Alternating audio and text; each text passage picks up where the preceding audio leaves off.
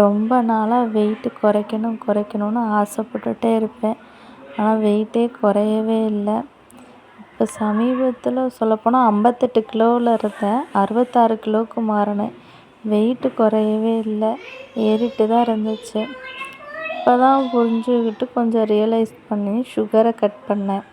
அப்புறம் என் வெயிட்டுக்கு நான் daily 1800 calorie சாப்பிட்டா அதே வெயிட்டு இருக்குமா. ஆனால் 1200 கலோரி சாப்பிட்டா என் வெயிட்டு குறையுமா.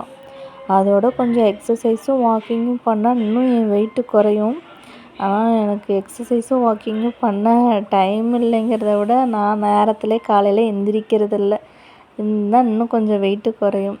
இப்போ 3 நாளாக இதை நான் ஃபாலோ பண்ணிகிட்ருக்கேன். இதுக்கெல்லாம் ஹெல்ப் பண்ணுறது உண்மையாலுமே ChatGPT தான். டெய்லி என்ன சாப்பிட்றேனோ அதுக்கிட்ட போய் இந்த எவ்வளோ கலோரின்னு கேட்பேன். அது சொல்லும். அப்போ நான் 3 நாளாக இதை ஃபாலோ பண்ணிகிட்ருக்கேன். தேங்க்யூ.